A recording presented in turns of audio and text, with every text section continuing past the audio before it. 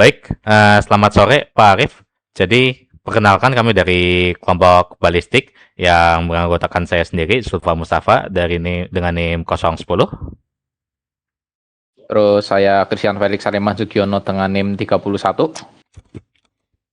Kemudian saya Zainari Putra dengan NIM 49. Saya Ilham Sidak dengan NIM 68. Saya Rita Ratira Prasetyo dengan NIM 57. Oke, jadi kami akan menjelaskan terkait tugas pengganti UAS ya untuk mata kuliah MKEPL. Sini kami izin menggunakan Discord untuk menjelaskan. Nah, jadi kita buat project baru ya yang berbasiskan Java Maven. Singkatnya adalah project ini seperti kalkulasi fisika sederhana yang dimana dia menghitung rumus-rumus dari fisika yang asli ya. Di sini contoh ada namanya tuh paling utama namanya F-Java ya di sini ya. F-Java di sini untuk menghitung percepatan gravitasi ya di sini sebagai contoh aja. Lalu di sini untuk memanggil kelas-kelas yang ada di luar F-Java ini. Jadi pertama dari ballistic calculator sendiri. Ya ini ada untuk menghitung ketinggian, ada juga untuk menghitung jarak, beserta juga metode-metode yang lain ya. Dari masing-masing metode ini, dia memiliki rumus-rumusnya tersendiri ya. Sini ada velocity kali velocity, kali sin angle, terus yang lain nih ada math, sin, dan seterusnya. Dan untuk metode-metode yang lain juga dia ada apa sih namanya? Rumus-rumus tersendiri gitu ya. Tapi kita akan fokus ke bagian penjelasan konfigurasinya gitu. Ini juga cuma tambahan dari ballistic calculator dan juga F-Java dan juga untuk unit converternya gitu. Ya.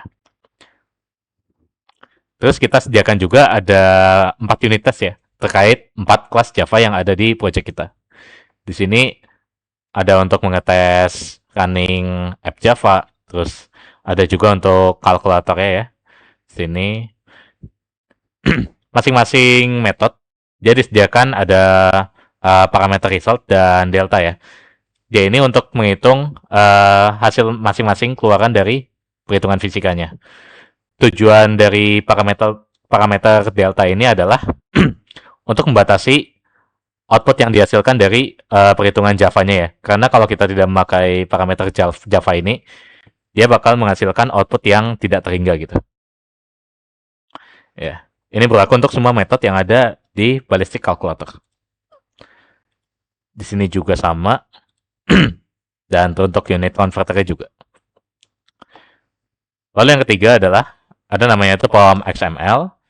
Dia ini untuk mengatur versioning aplikasi ya di project ini, di project Java Maven ya. Dan yang terakhir, yang paling utama yang akan kita bawakan adalah file workflow-nya ya di sini. Nah, untuk awal-awal workflow yang akan kita uji cobakan ini terdiri dari 4 ya.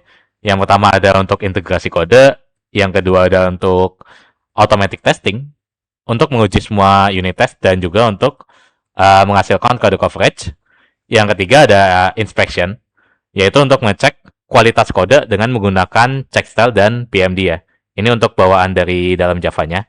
Tetapi kita gunakan third party yang namanya itu SonarCloud. Kemudian yang terakhir adalah untuk deployment ya. Jadi dari project Java Maven ini, kita akan mendeploy aplikasi kita ini yang berbasis CLI agar menjadi format aplikasi .jar dan juga ada release package-nya ya. Jadi begitu, ini kurang lebih ada 4 ya. Ada 4 workflow. Nah, kita akan masuk pertama dulu ke continuous integration ya, yang akan dijelaskan oleh Felix. Silakan Felix. Oke, kita masuk ke pipeline pertama. Pipeline pertama itu continuous integration dan build, yaitu build dan compile. Nah, continuous integration itu apa? Continuous integration adalah tahap paling awal untuk memastikan bahwa source code tidak mengalami syntax error dan semua dependensi yang didefinisikan di dalam POM XML dapat diunduh dengan benar di environment yang bersih atau clean environment seperti kontainer Ubuntu. Nah, atau secara simpelnya itu dia itu sebuah orang yang mencoba merakit kode kamu. Nah, lalu untuk eksekusinya itu gimana? Dia menjalankan perintah Maven compile jika tahap ini gagal, berarti kode tersebut tidak bisa dikompil atau terjadi sebuah error yang menyebabkan pipeline 2, 3, dan 4 itu gagal. Nah, bagaimana kita mengetahui ini? Kita akan masuk ke salah satu file seperti app.java, ya bisa masuk. Nah, di dalam file app.java ini kita mencoba berubah sedikit saja. Kita hapus semikolonnya. Nah, kita akan lihat dengan melakukan push ke branch yang baru. Branch ini bebas, mau dinamakan apa saja. Bisa kita simulasikan ini. Git checkout, min b, helix, integration. Nah, seperti yang dilihat ini, kita akan melakukan checkout ke dalam branch baru yang bernama integrator. Di dalam integrator ini nanti kita akan melihat cek otomatis yang dijalankan oleh GitHub dari pipeline pertama. Nah, kita akan masuk ke dalam pull request dan ke dalam branch ini. Kita akan membuat pull request baru. Ya. Nah, dia dapat dilihat bahwa dia dapat merge, tapi walaupun kita dapat melakukan merge, belum tentu bahwa kode itu benar. Ya, bisa buat pull request. Oke, nah kita tunggu dulu untuk checking otomatisnya. Poin yang perlu ditekankan itu jika dia dapat melakukan merge, belum tentu merge itu berkualitas atau dia lulus checking. Nah, dapat dilihat dari sini. Dia itu gagal. Seperti yang saya sebutkan tadi, jika dia gagal di fase 1 atau gate 1 ini, di pipeline 1, maka pipeline 2, 3, dan 4 akan di skip dikarenakan kodenya itu terdapat sebuah masalah. Nah, kita dapat masuk ke dalam reportnya. Oke, kita tunggu sebentar untuk coding. Nah, di dalam ini kita dapat melihat detail dari laporan kenapa dia ditolak oleh automatic checking dari integration. Dia kehilangan semikolon yang tadi kita rubah itu sebelum kita lakukan push. Nah, dia lokasinya di mana? Dia ada di app.java, seperti yang tadi kita sudah praktekkan. Nah, karena terjadi error kecil ini, walaupun dia dapat melakukan merging, seperti yang saya sebutkan tadi itu, belum tentu kode ini bagus atau lolos inspeksi. Nah, itu sekian penjelasan dari integration build atau pipeline pertama. Nah, kita bisa lanjut ke bagian testing yang akan dijelaskan oleh Mas Putra. Oke, selanjutnya kita menuju ke continuous testing. Yang dimana untuk tahapan continuous testing sendiri, dia akan dijalankan setelah build itu berhasil diimplementasikan di variable needs build, yang dimana nantinya kita akan mengeceknya di GitHub Action-nya. Nah, untuk testing ini sendiri sama yang dijelaskan oleh Mas Felix, bahwa kita akan mengetes beberapa testing yang tepatnya itu akan mengetes di ballistic calculator test. Bisa kita langsung coba saja, kita bisa langsung melakukan pengujian di ballistic calculator. Di sini saya akan berfokus di variabel function text max height 45 degrees, yang dimana di sini saya akan menghapus salah satu fungsi yaitu delta. Ketika delta ini dihapus, yang diharapkan errornya nantinya tidak sesuai dengan hasil yang sudah diberikan. Kita bisa membuat branch terlebih dahulu. Oke, kita sudah membuat branch. Kemudian kita langsung commit saja dan kita langsung push.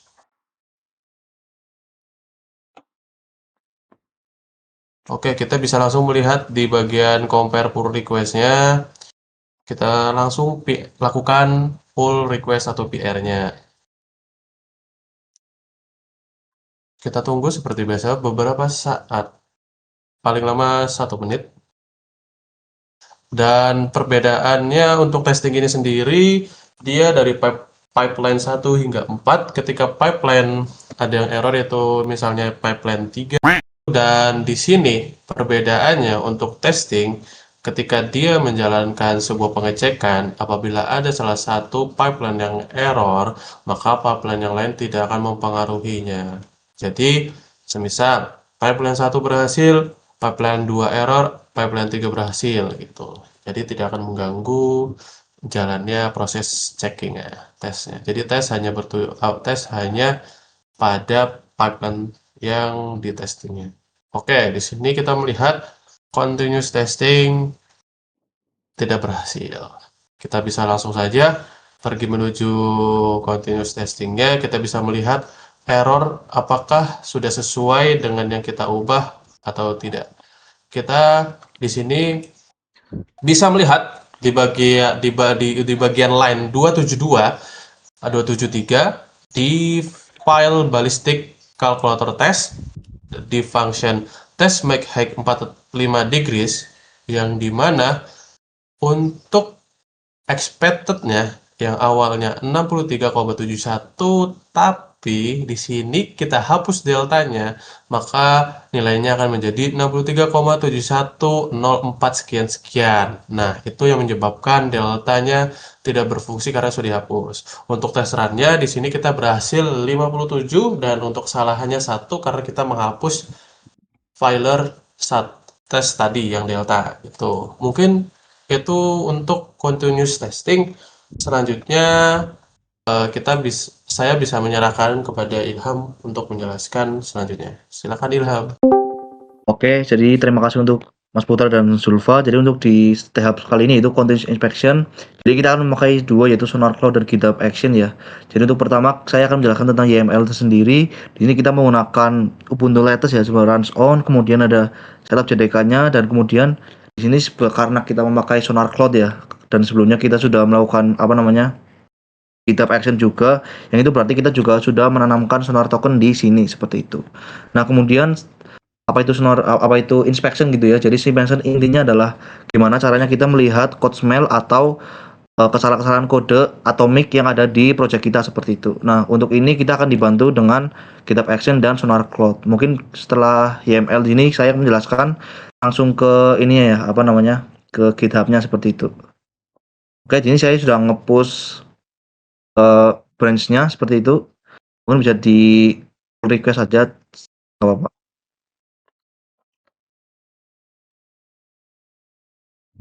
Oke, sambil menunggu ya di sini. Oke, sini sudah mengecek GitHub Action-nya ya, workflow-nya sedang mengecek.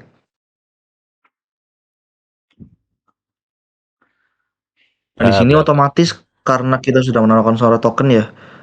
Di sini juga kita bisa melihat untuk di Sonar Cloud-nya seperti itu. Nah, ini saya menjelaskan tentang di GitHub Action-nya dulu ya. Jadi sedang menunggu continuous integration sudah berhasil. Kemudian testing dan inspection sedang ongoing ya. Oke, sini sudah berhasil, yang itu berarti kita sudah bisa mengecek apa sih yang error dan apa sih yang nggak error. Teman, karena sudah dicek dari sini sudah error ya, sudah berhasil. Kemudian kita masuk ke Sonar Cloud-nya. Oke, di pelajaran minggu kemarin ya, saya sudah mengecek di Sonar Cloud.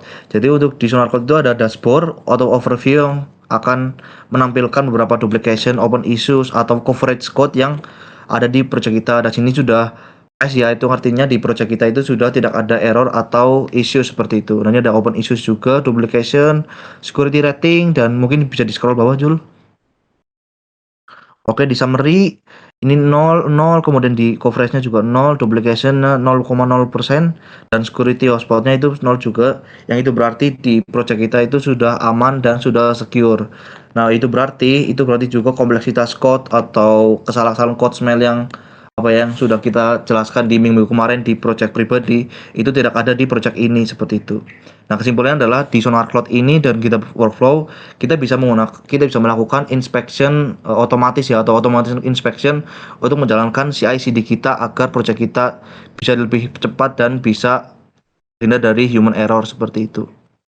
Nah, untuk itu sekian dari saya. Kemudian kita akan masuk lanjut ke deployment yang akan dijelaskan oleh Rainer. Baik, kita masuk ke workflow deployment. Di sini kita akan mencoba memperbarui versi paket aplikasi menjadi versi yang lebih baru. dalam versioning sendiri. Boleh dibuka form XML-nya. Nah, oke. Baik. Ya, dalam versioning sendiri terbagi menjadi 3. Terlihat di bagian text version untuk di file sebenarnya. Di sini ada major, itu angka paling depan, itu angka 1. Lalu ada moderate atau middle patch, itu direpresentasikan oleh angka 0. Dan lalu ada minor patch, di sini direpresentasikan oleh angka 3. Nah, sebagai contoh, kita akan membuka versi aplikasi kita berdasarkan perubahan yang tadi telah dilakukan. Di sini kita akan langsung mengupdate file pom.xml.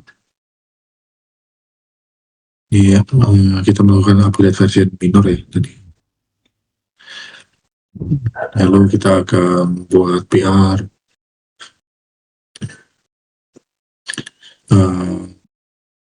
Di sini menjalankan CI/CD workflow yang tadi sudah dijelaskan. Kita tunggu dulu. Di sini terlihat semua pengajakan sudah selesai. Di sini CI/CD pipeline 4 akan dilakukan setelah merge pull request. Boleh dilakukan.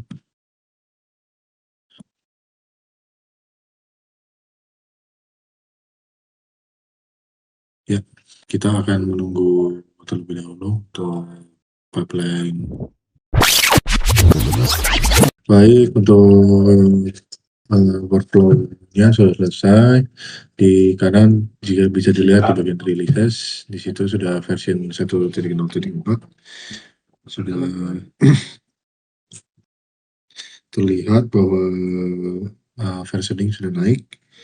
Nah, kita juga bisa mengunduhnya langsung di source code di bagian assets source code-nya, dan terlihat untuk di bagian source code sudah versi 1.0.4 seperti yang tadi sudah diubah. Baik, sekian dari penjelasan workflow deployment. Boleh diambil alih lagi oleh Zulfa. Oke, baik. Jadi kesimpulannya adalah itu terkait untuk penjelasan mengenai beberapa workflow yang ada di project kita ya, yang kita sesuaikan juga dengan pengganti tugas besar yang ada di PDF gitu. Semuanya sudah tercoverage semua, sudah ada paket yang dirilis, beserta untuk workflow-workflow yang semuanya sukses dijalankan gitu ya. Ini ada beberapa contoh percobaan kita tadi. Nah, ini contoh untuk ilustrasi dari ini ya, lebih dari satu workflow ya. Jadi ini ada dari continuous, terus di yang bagian kedua ini ada testing dan inspection, dia jadi satu. Tadi yang terakhir ada deployment ya. Jadi seperti yang dijelaskan Felix tadi, ketika integrasi kodenya sudah gagal di awal, dia nggak bakal diteruskan ke workflow yang kedua, 3, dan keempat ya. Karena dinilai bahwa kode yang error itu tidak layak dirilis gitu. Jadi kurang lebih seperti itu. Ya. Oke, baik. Jadi itu untuk penjelasan dari pengganti tubes kelompok balistik kami. Apabila ada kesalahan kata atau ada yang kurang berkenan, kami mohon maaf. Wassalamualaikum warahmatullahi wabarakatuh.